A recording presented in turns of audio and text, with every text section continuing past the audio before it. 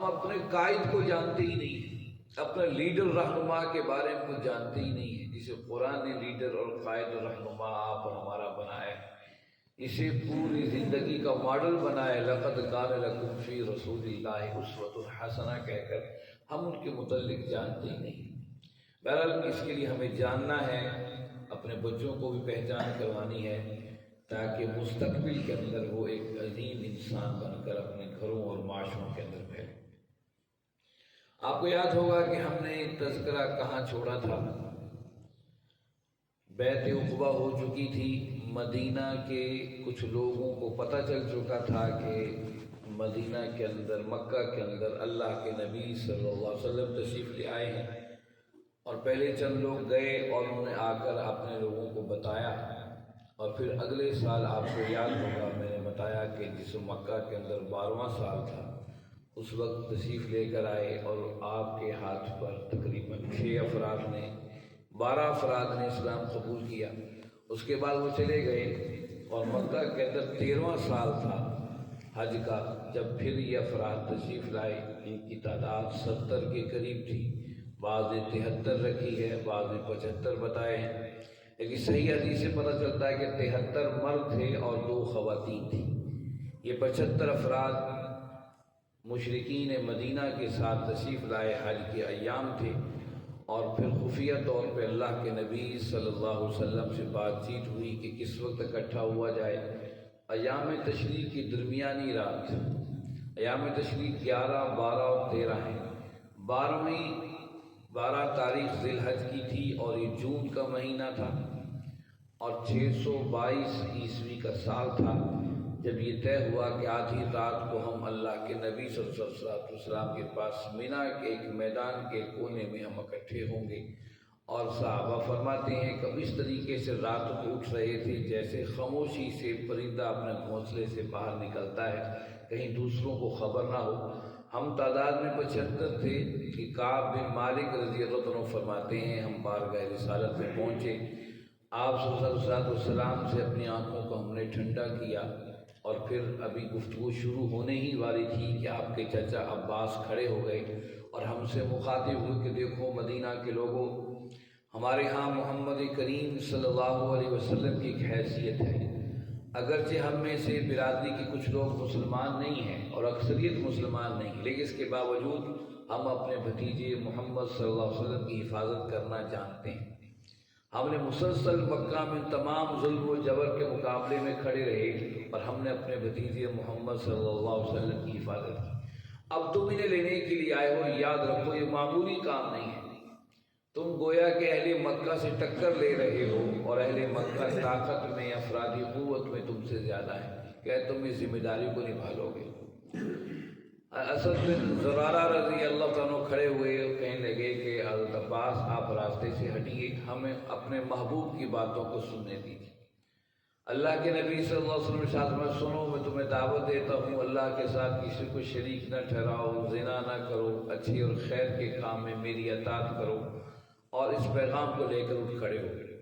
صحابہ نے کہا یا رسول اللہ صلی اللہ علیہ وسلم ہمیں اس کے بدلے میں کیا ملے گا؟ فرمایا جنت ملے گی۔ صحابہ نے کھڑے ہو کر کہا یا رسول اللہ صلی اللہ علیہ وسلم جب تک ہمارے گردنوں پہ سر، ہمارے کندھوں پر سر موجود ہیں اور جسم میں جان موجود ہے، ہم آپ کی حفاظت کریں اور ہم آپ کے ہاتھ پر بیعت کریں۔ بیعت کرنے کے لیے اٹھے ہی تھے تو اسد بن زرارہ رضی اللہ عنہ پھر کھڑے ہو گئے، کہنے لگے سنو مدینہ کے لوگوں، تم یہ معمولی بیعت نہیں کر رہے، تمہارے بڑے قتل کر دیے جائیں گے، تمہارے بزرگوں کو مار ڈالا جائے گا، اور تمہارے نوجوانوں کو قتل کر دیا جائے گا۔ تم اس کو اپنے پاس لے رہے ہو جس کے پیغام، جس کی دعوت دنیا سے جنگ ہے، صرف اہل مکہ سے جنگ نہیں ہے، صرف اہل مکہ کے مشرک اس دعوت کے مقابل نہیں کھڑے ہوں گے، دنیا کی ساری طاقتیں تمہارے مقابل کھڑی ہوں گی، کیا تم اس دعوت کے لیے تیار ہو؟ سب نے کہا ساتھ آپ بے فکر رہیں، ہم اللہ کے نبی صلی اللہ علیہ وسلم کے ساتھ نہ صرف تیار ہیں حفاظت کے لیے، ہم کٹ جائیں مر جائیں لیکن نبی کریم صلی اللہ علیہ وسلم پر آنچ نہیں آنے دیں گے۔ اس کے بعد 75 افراد نے نبی کریم صلی اللہ علیہ وسلم کے ہاتھ پر بیعت کی۔ یوں یہ طے ہو گیا کہ اللہ کے نبی صلی اللہ علیہ وسلم جب بھی اللہ کا حکم ملے گا اب مکہ سے مدینہ تشریف لے جائیں گے۔ یوں اللہ کے نبی صلی اللہ علیہ وسلم وعدہ کر کے ابھی وہاں سے اٹھنے ہی والے تھے تو شیطان کو خبر ہو گئی۔ اب شیطان کے پاس اتنا وقت نہیں تھا کہ جا کر مشرکین مکہ کو سرداروں کو بتاتا کہ فلاں جگہ ہے، مسلمان اکٹھے ہو کر اللہ کے نبی صلی اللہ علیہ وسلم کو مدینہ لے جانے کے لیے سارے معاہدے اور وعدے ہو چکے ہیں۔ یہ تو وقت نہیں تھا۔ اس نے مکہ کی اونچی پہاڑی پر کھڑے ہو کے اعلان کیا، سنو تمہارے خلاف کفار مکہ تمہارے خلاف سازش ہو گئی اور مسلمان اس سازش میں جیت گئے۔ اللہ کے نبی صلی اللہ علیہ وسلم نے یہ بات سنی تو آپ کھڑے ہو گئے، فرمایا اوے اس پہاڑی کے شیطان، میں بس تمہارے لیے فارغ ہونے والا ہوں تمہارے خلاف۔ اور پھر فرمایا کہ اس علاقے کا شیطان ہے جو اور تو خبر نہیں دے سکا، کھڑے ہو کر اس نے اعلان کر دیا۔ اس کے بعد کفار مکہ جاگے، کچھ ہو چکا ہے، کچھ معاملہ ہو چکا ہے۔ وہ صبح صبح تڑکے جو ہے وہ مدینہ جہاں جہاں مدینہ کے لوگوں خیمے لگے تھے ان کے پاس پہنچے اور کہا کہ رات کو ایسی بات ہوئی ہے۔ اب وہ تو عام لوگ تو جانتے ہی نہیں تھے، نہ بڑے بڑے سردار جانتے تھے، یہاں تو وہی لوگ آئے تھے جو دل سے مسلمان ہو چکے تھے، انہوں نے قسمیں کھا کر کہا ایسا کوئی معاملہ نہیں ہے، پھر بھی انہیں اطمینان نہ ہوا۔ اس سازش کے طور پر خفیہ طور پر یہ خبر رکھنے کی کوشش کرتے رہے، یہاں تک کہ حج کے ایام ختم ہو گئے اور حاجی واپس جانے کے لیے اپنے راستوں پر روانہ ہو گئے۔ جب انہیں کچھ بھنک پڑی کہ ہاں ایسا معاہدہ ہو چکا ہے، اب یہ بات سنی تو غصے میں یہ دوڑے یثربیوں کے پیچھے، جو یثرب کے لوگ تھے، اور جا کر کے انہوں نے ایک صحابی کو پکڑ لیا اور آ کر اسے پکڑ کے بہت مارا۔ یہ جو پکڑ کے آنے والے صحابی تھے یہ حضرت سعد رضی اللہ تعالیٰ عنہ تھے۔ جب لوگوں کو پتہ چلا، وہاں کے لوگوں کو کہ یہ تو معاملہ گڑبڑ ہو گیا ہے، تو مدینہ کے جو صحابہ تھے وہ رک گئے، کہا ہم انتقام لیے واپس نہیں جائیں۔ ادھر انہیں باندھ کر مکہ میں لے آئے، مارنے کی تیاریاں ہی کر رہے تھے تو حضرت عباس رضی اللہ تعالیٰ عنہ دیگر لوگوں نے کہا کہ ہمارے تجارتی قافلوں کی ضمانت یہی حضرت ساتھ دیتے ہیں، تم جب تو انہیں مارو گے ہمارے تجارتی قافلوں کی ضمانت کون دے گا؟ ہمیشہ کافر ڈرتا ہے مال کی کمی سے، لیکن بندہ مومن اللہ اور اس کے رسول کی محبت میں مال کی کوئی حیثیت نہیں رکھتا ہے۔ اب جب انہیں پتہ چلا ہو ہمارے تجارتی قافلے بند ہو گئے، ہم روٹی کہاں سے کھائیں گے، ہماری معیشت تباہ ہوگی، جلدی سے انہوں نے چھوڑ دی۔ لیکن صحابہ کا ایمان تھا کہ گردنیں کٹ جائیں گی لیکن آقا کریم صلی اللہ علیہ وسلم کو ساتھ نہیں چھوڑیں گے۔ یہی وہ جذبہ ایمانی ہے جو ہر دور میں اس امت کا زیور رہا ہے، لیکن آج ہم دیکھتے ہیں یہ کہیں گم ہوتا چلا جا رہا ہے۔ امت اپنے ذات کے بارے میں سوچتی تھی اور اجتماعیت کے بارے میں بھی سوچا کرتے تھے۔ ان کے افراد انما المؤمنون اخوہ کی عملی تصویر ہوا کرتے تھے۔ ان صحابہ نے ارادہ کر لیا واپس پلٹ کر ہمیں مکہ پہ حملہ بھی کرنا پڑا تو ہم کریں گے، لیکن واپسی جا رہے تھے کہ حضرت سعد کو چھوڑ دیا گیا، تو پھر ان اہل ایمان نے واپس مدینہ کا راستہ لیا۔ اب یہ بات طے ہو چکی تھی کہ ہجرت کا شہر مدینہ ہے اور اہل ایمان کو اس سفر کی طرف روانہ ہونا ہے۔ اللہ کے نبی صلی اللہ علیہ وسلم نے کچھ عرصہ پہلے ہی صحابہ کو ہجرت کا حکم دے دیا تھا۔ اس ہجرت کے سفر پر بڑے عجیب و غریب واقعات اہل علم نے قلم بند کیے اور ہم تک پہنچائے کہ ہجرت کا سفر معمولی نہیں تھا۔ ہجرت کا مطلب یہ تھا کہ اب ساری جائیداد، گھر بار، حتیٰ کہ بیوی بچوں کو بھی چھوڑ کے جانا پڑے، ہمیں اللہ اور اس کے رسول کے لیے مکہ کو ہر حال میں چھوڑنا ہے۔ یہ حکم رسالت آ چکا ہے اور صحابہ نے اس کی رخت سفر باندھی۔ محدثین نے لکھا سب سے پہلے مہاجر حضرت ابو سلمہ رضی اللہ تعالیٰ عنہ تھے۔ آئیے اس کی ہجرت کے تذکرے دیکھیں، یہ پہلا مہاجر کس طریقے سے رب کے مکہ کو چھوڑ کر مدینہ کا رخ اختیار کرتا ہے۔ ابو سلمہ رضی اللہ تعالیٰ پہلے صحابی ہیں، اور یہ دوسری جو بیعت عقبہ جو میں نے ابھی تذکرہ کیا ہے اس میں 75 افراد شریک تھے، اسے بیعت عقبہ ثانی کہا جاتا ہے۔ اس سے پہلے حضرت ابو سلمہ ہجرت کے لیے نکل کھڑے ہوئے کیونکہ اللہ کے نبی صلی اللہ علیہ وسلم نے ہجرت کا حکم دے دیا تھا۔ حضرت ابو سلمہ فرماتے ہیں کہ میں اپنی بیوی ام سلمہ کو اور بیٹے سلمہ کو ساتھ لیا اور مکہ سے نکل کھڑا۔ سواری میرے پاس ٹھیک اچھی تھی، ایک اونٹنی تھی، اسی پر ہم سب سوار ہوئے اور چل پڑے۔ ابھی مقام بطحہ مکہ سے باہر نکلے ہی تھے، مقام بطحہ پر پہنچے تو سارے کفار آ گئے، کہا ابو سلمہ کہاں جاتے ہو؟ یہاں تک کہ ابو سلمہ کے جو تھے والدین وہ بھی آ گئے، ان کی برادری کے لوگ بھی اور ان کے سسرال کی برادری کے لوگ بھی آ گئے۔ سسرال والوں نے کہا کہ اگر تم ابو سلمہ کو جانے کی اجازت دیتے ہو دو، جاؤ بھیجو، لیکن سلمہ تو ہماری بیٹی ہے، ہم تو اپنی بیٹی کو نہیں بھیجیں گے، پتہ نہیں کہاں کہاں پھراتا پھرے گا، کن کن شہروں کے خاک چھنواتا پھرے گا، یا گھر ہے سکون سے رہے گی، ہم تو نہیں جانے دینا۔ سلمہ کا ہاتھ پکڑا، ان کے والدین نے ان کی برادری میں اب پیچھے کھینچ لیا۔ اب یہ کیسے پیچھے رہنے والے تھے؟ ابو سلمہ کی برادری والوں کا، اچھا سلمہ ہے تمہاری بیٹی، لے جاؤ، لیکن اس کی گود میں جو بیٹا سلمہ یہ تو ہمارا ہے، ہمارے نسل کا ہے، ہم اسے کیوں برباد ہونے دیں، تمہارے ہاتھ ہے۔ انہوں نے آپس میں چھینا تانی شروع کی، اور حضرت سلمہ رضی اللہ عنہ جو چھوٹے تھے ان کا ایک بازو بھی اس حوالے سے نکل گیا، لیکن آخر وہ اب بچے کو لے کر لہدا چلے گئے۔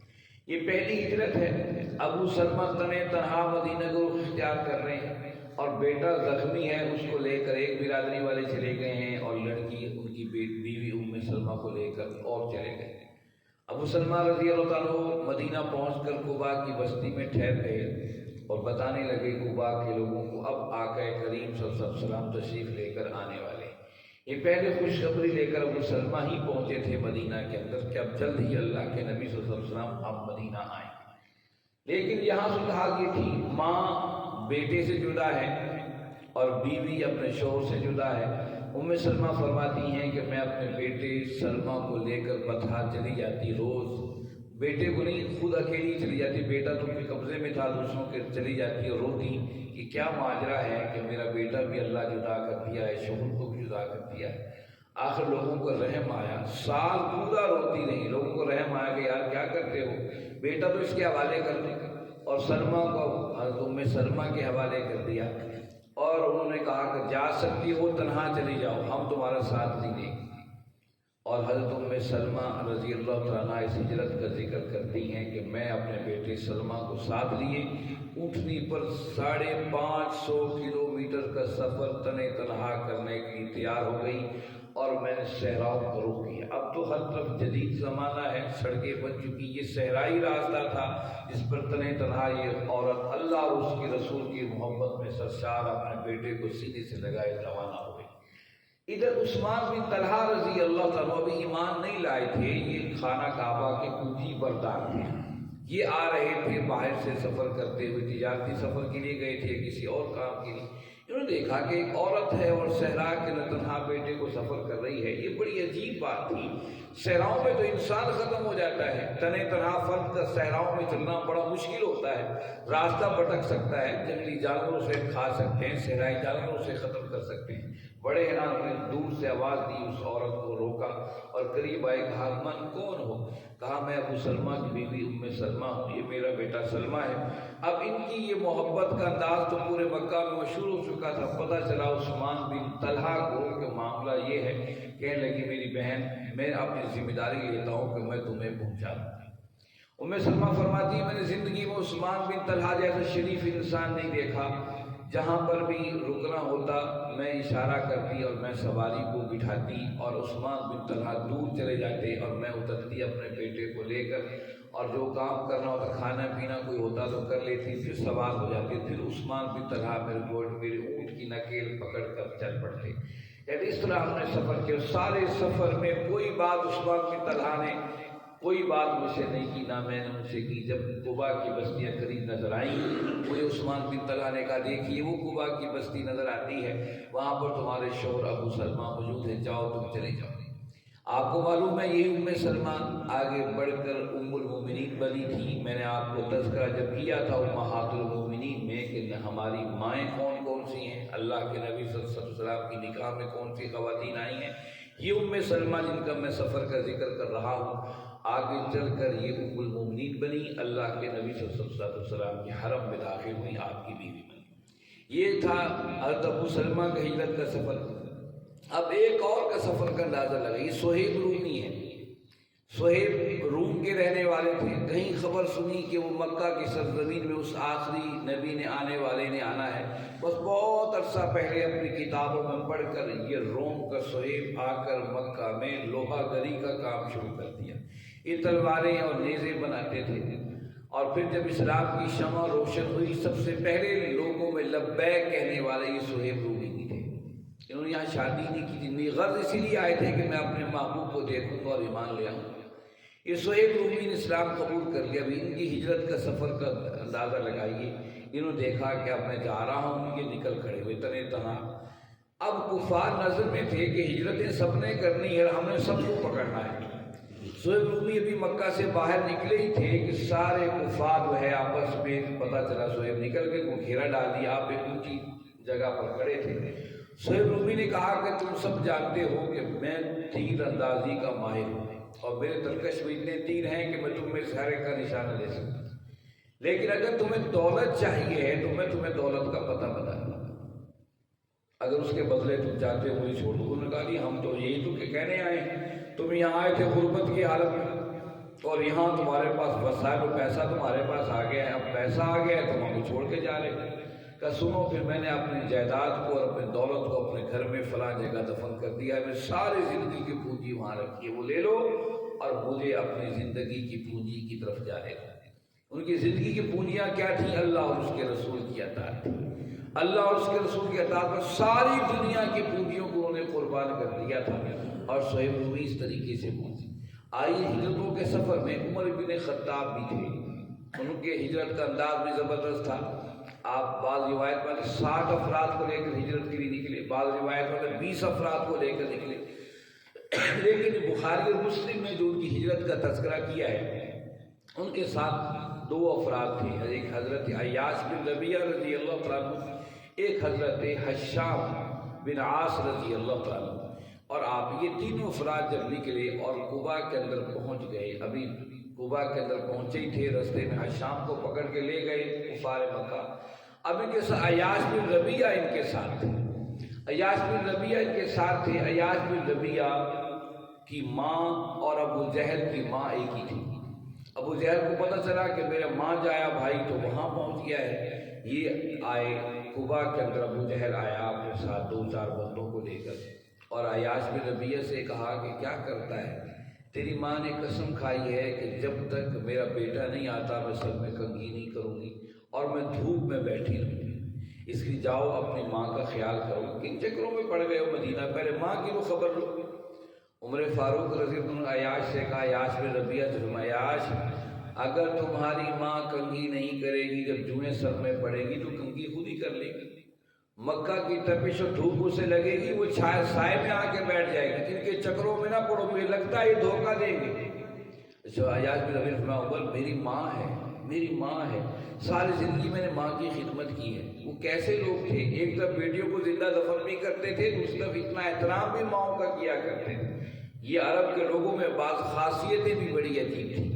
عیاش بن ربیعہ نے کہا کہ عمر میری ماں ہے، میں ماں کی بات سن کر کیسے پیچھے رہ سکتا ہوں؟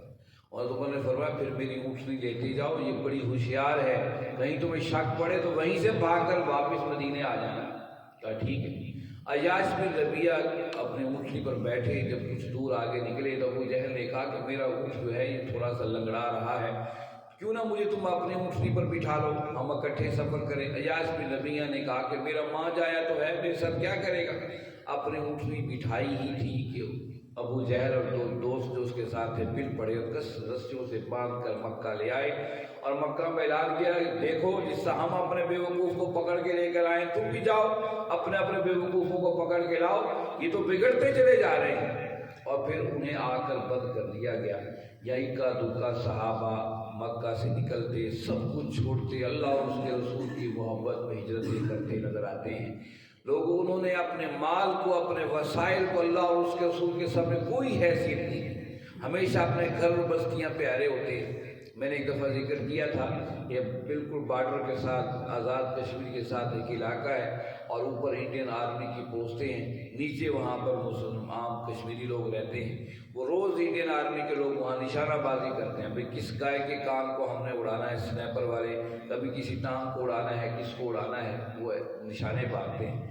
تو وہاں کے لوگوں سے ملنے گئے دن کے اجالے میں، ہم نے کہا اللہ کے مطلب چھوڑتے کیوں نہیں اس علاقے، اوپر انڈین آرمی کی پوسٹیں ہیں، جب چاہے تمہیں اپنے گولیوں کا نشانہ بناتے ہیں، روز کسی بوڑھے کو، کسی جوان، کسی عورت کو، کسی جانور کو ہٹ کرتے رہتے ہیں۔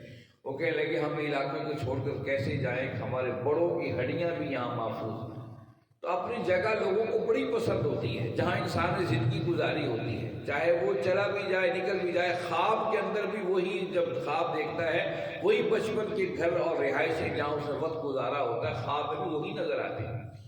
لیکن اللہ اور اس کے رسول کی محبت میں اہل ایمان سب کچھ چھوڑ کر مکہ کا چھوڑ کر مدینے کا راستہ اختیار کیا، اور سب سے بڑی بات جو تھی اہل مکہ کی، وہ رب کے گھر سے محبت کرتے تھے، انہیں رب کے گھر کو بھی چھوڑ کر مدینہ جانا پڑا اللہ اور اس کے رسول کی محبت میں، یہاں تک کہ ابوبکر صدیق رضی اللہ تعالیٰ عنہ نے بھی اپنا رخت سفر باندھ لیا اور نکلنے کی تیاری کر رہے تھے۔ اللہ کے نبی صلی اللہ علیہ وسلم تشریف لائے، فرمایا ابوبکر کہاں کی تیاریاں ہیں؟ کہ یا رسول اللہ صلی اللہ علیہ وسلم آپ نے ہجرت کا حکم دے دیا ہے، ہجرت کے سفر کی تیاریاں ہیں تو مدینے میں کوئی نہیں رہا ہے، آپ رہ گئے یا میں یا علی بن ابی طالب رہ گئے، یہ کا وہ لوگ رہ گئے ہیں جنہیں کفار مکہ نے پکڑ کے قید کر دیا ہے، سارے تو ہجرت کر کے چلے گئے ہیں۔ آپ سب فرمایا ابوبکر ٹھہر جاؤ، میں بھی اپنے رب کے حکم کا منتظر ہوں، مجھے کب ہجرت کا حکم ہوتا ہے پھر ہم ہجرت کے لیے نکلیں گے۔ آپ نے فرمایا ابوبکر کو یا رسول اللہ آپ کو بھی ابھی حکم کا انتظار ہے؟ فرمایا ہاں مجھے بھی حکم کا انتظار ہے،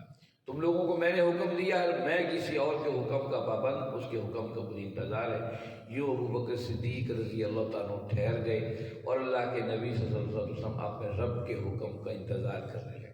کیا زبردست بات ہے، کیسا قائد اور لیڈر اور رہنما ہے کہ سب سے پہلے اپنے ایک فرد کو مدینہ سے مکہ سے نکال کر مدینہ بھیجا ہے، اور سب سے آخر میں خود رہ گئے ہیں، اور صرف یا وہ لوگ رہ گئے ہیں جو قید کے اندر ہیں، ان قیدوں کو تو رہا نہیں کروایا جا سکتا، وہ جیلوں میں بند تھے، یہاں تک کہ اللہ کے نبی صلی اللہ علیہ وسلم جب ہجرت کر کے مکہ سے مدینہ تشریف لائے، سب سے پہلے آپ نے اپنے قیدیوں کے بارے میں فرمایا، جو ہمارے میرے اہل ایمان قیدوں نے کون رہائی دلوائے گا؟ ولید ابن ولید رضی اللہ تعالیٰ صحابی رسول اللہ کہنے لگے یا رسول اللہ صلی اللہ علیہ وسلم میں جاؤں گا، اور پھر عیاش بن ربیع اور حشام اور دیگر صحابہ کو رات کا اندھیرے میں چوری سے وہاں سے نکال کر مدینے لے آئے، یعنی کہ آپ صلی اللہ علیہ وسلم کو اپنے ہر امتی کا خیال تھا، ہر اپنے کارکن کا خیال تھا۔ یہ ہے وہ لیڈرشپ اور یہ ہے وہ قیادت جن کے پیچھے لوگ اپنی جانیں تک قربان کر دیتے ہیں۔ ہم کن لیڈرشپوں کے پیچھے جانے دے رہے ہیں؟ ہم نے کن کو اپنا قائد بنا لیا؟ وہ جو اے سی میں اٹھتے بیٹھتے ہیں، وہ جو گرم ہیٹروں میں زندگی گزارتے ہیں، اور کارکن چوکوں چوراہوں پر بغیر چادر اور بغیر دستی اور سویٹر کے اس کے لیے ننگے پاؤں مار کھا رہا ہے، صرف ایک لقمے کے لیے، ایک روٹی کے ٹکڑے کے لیے۔ یہ کہاں ہم لوگوں نے اپنے آپ کو زمینوں پر گرا دیا ہے؟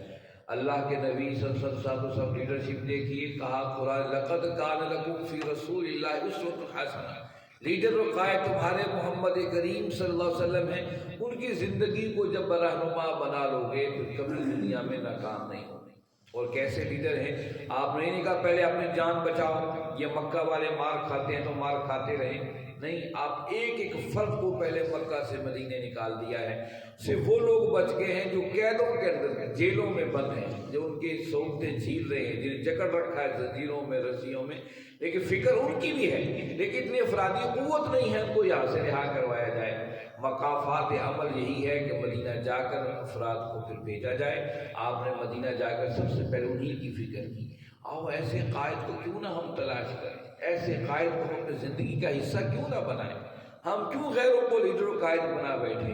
وہ عکس ہے، اس عکس میں جس کا عکس نظر آئے، آئیے اس کو اپنا لیڈر و قائد چنیں، نہیں تو یہ زندگی کے معاملے تباہی کے کناروں سے بڑھتے چلے جائیں گے، اور یہ امت بھٹکتی جائے گی چوکوں اور چوراہوں پر، جب تک لیڈرشپ اپنی قیادت کو نہیں پہچان لیتے۔ میرے بھائیوں، اس کے بعد اللہ کے نبی صلی اللہ علیہ وسلم ہجرتوں کے سفر پہ روانہ ہوئے۔ وہ کیا طریقہ کار تھا، کیا وہ عظیم سفر تھا جس پر آپ صلی اللہ علیہ وسلم نے کس طریقے سے چلے، انشاءاللہ آئندہ اتوار کو اس کا تذکرہ ہوگا کہ اللہ پر توکل اور بھروسہ کس طرح کیا جاتا ہے، ہم اللہ پر توکل اور بھروسہ کس طرح کرتے ہیں۔ اللہ کے نبی صلی اللہ علیہ وسلم جو اللہ کے نبی ہیں، انہوں نے توکل کی عظیم مثال اس امت کے حوالے کی، اور ہم اس توکل اور بھروسے کو کس طریقے سے اپنی زندگی میں لاگو کیے ہوئے ہیں۔ آؤ اللہ کے نبی صلی اللہ علیہ وسلم کی سیرت سے جڑ جاؤ۔ قرآن نے بار بار جہاں اپنی اطاعت کا حکم دیا، واطیعوا الرسول بھی کہا۔ جہاں اللہ نے اپنی محبتوں کے اظہار کیے، وہاں اپنے محبتوں کے اظہار کو عملی زندگی کا حصہ قرار دیا۔ جہاں جہاں اللہ نے آزاد کا حکم دیا، وہاں اپنے محبوب کے نام کے تذکرے ڈنگ کے ساتھ بجوائے۔ جہاں حج آپ کو نماز عبادات کوئی ایسی عبادت کوئی ایسی بندگی کا نہیں چلے گا بتا جس میں اللہ نے اپنے محبوب کے تذکرے نہ کروائے. یہاں تک کہ فرمایا وہ دعا بھی قبول نہیں ہوتی جس میں محمد کریم صلی اللہ علیہ وسلم کا تذکرہ نہ ہو. اتنے بڑے قائد و لیڈر کو چھوڑ کر ہم بھٹک رہے ہیں. آئیے اپنی عملی زندگی میں اللہ کے نبی صلی اللہ علیہ وسلم کو اپنی زندگی کا رہنما تسلیم کر لیں. پھر دیکھیے معاشرے خوشحالی کے راستے پر چل پڑیں گے. ہمارے معاشروں میں امن آ جائے گا, ہماری زندگیوں میں امن آ جائے گا. اللہ رب العزت سے دعا ہے اللہ رب العزت آپ ہم سب کو سمجھنے اور اس پر عمل کرنے کی توفیق عطا فرمائے. وآخر دعوانا الحمد للہ رب العالمین والصلاۃ والسلام